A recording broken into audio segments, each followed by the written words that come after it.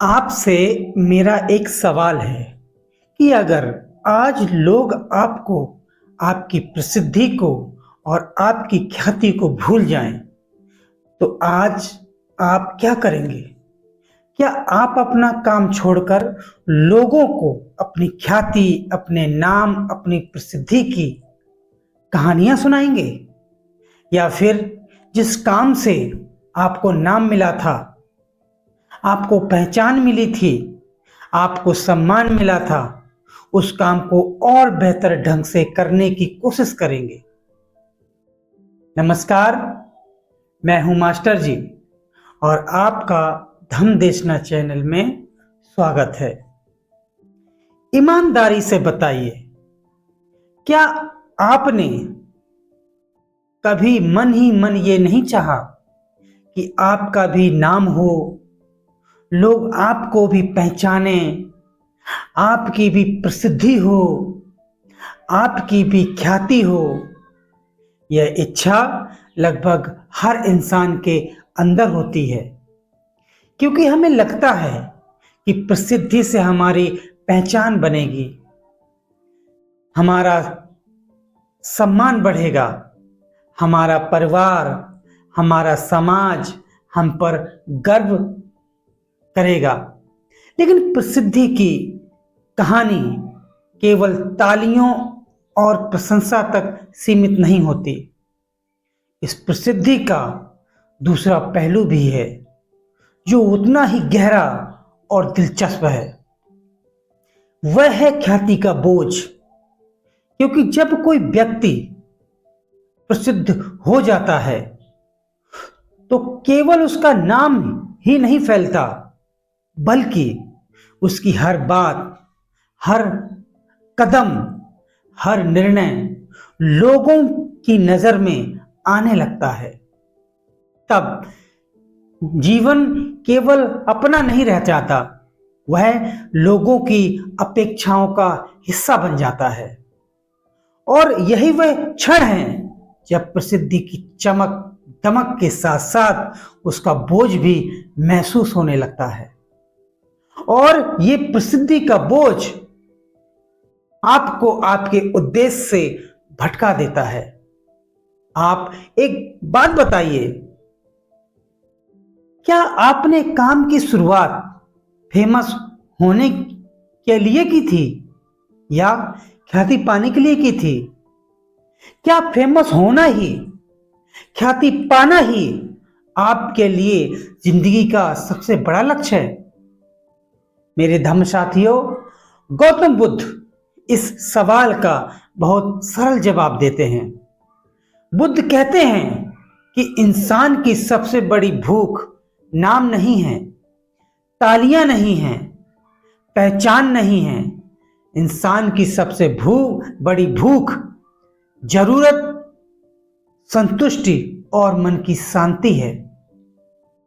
आप जरा बुद्ध के जीवन को देखिए। वे राजकुमार थे, उनके पास सत्ता थी, धन था, आराम था, लेकिन उन्होंने यह सब छोड़ दिया संतुष्टि के लिए, मन की शांति के लिए। यही संतुष्टि और मन की शांति को लोगों तक पहुंचाना उन्होंने अपना उद्देश्य बनाया, अपना कर्म बनाया। गौतम बुद्ध प्रसिद्धि और ख्याति के पीछे नहीं भागे, लेकिन उनके यह कर्म इतने महान थे कि ख्याति स्वयं उनके पीछे पीछे चल पड़ी। बुद्ध कहते हैं, जब आप प्रसिद्धि को अपना लक्ष्य बनाओगे तो वह आपसे दूर भागती है, लेकिन जब कर्म को लक्ष्य बनाओगे तो प्रसिद्धि आपकी परछाई बन जाती है। यानी आपका कर्म बीज है और प्रसिद्धि उसका फल है। जितना अच्छा बीज होगा, उतना ही अच्छा आपको फल मिलेगा। वे कहते हैं, यदि आप हमेशा प्रसिद्धि नाम का फल खाना चाहते हैं, तो कर्म नाम का बीज हमेशा बोते रहो। याद रहे, अच्छे बीज का फल अच्छा होगा और बुरे बीज का फल बुरा होगा। साथियों, गौतम बुद्ध कहते हैं, जब हमारा मन लोगों की तालियों से खुश होने लगे तो धीरे धीरे हमारी खुशी दूसरों के द्वारा दी गई प्रशंसा पर निर्भर हो जाती है। फिर मन की शांति धीरे धीरे कम होने लगती है और मन हर समय और अधिक प्रशंसा की तलाश में भटकता रहता है, भटकता रहता है, भटकता रहता है। लेकिन सच्ची शांति तालियों से नहीं मिलती, वह तो तब मिलती है जब मन अपने कर्मों से संतुष्ट होता है। इसलिए आपका उद्देश्य सच्चे और अच्छे कर्म होने चाहिए, ना कि लोगों की तालियां और प्रशंसा। मतलब आप अपने कर्म को पूरी लगन और निष्ठा से कीजिए, फिर प्रसिद्धि अपने आप आपके पीछे पीछे आएगी। बुद्ध का संदेश बहुत सरल है, ना तो प्रसिद्धि के पीछे भागो और ना ही अपने कर्म से भागो, बल्कि संतुलन के साथ अपना काम करते रहो। इसी संतुलन को बुद्ध ने मध्यम मार्ग कहा है, बीच का रास्ता। अच्छा और सच्चा काम करने के लिए मध्यम मार्ग हमें 3 सरल सूत्र देता है। 3 सरल सूत्र। पहला है, अच्छा कर्म ही उद्देश्य हो। दूसरा, प्रतिदिन कर्म कीजिए। तीसरा, प्रसिद्धि पर ध्यान मत दीजिए। साथियों, अपने काम को साधना बनाइए, इमेज अपने आप बन जाएगी।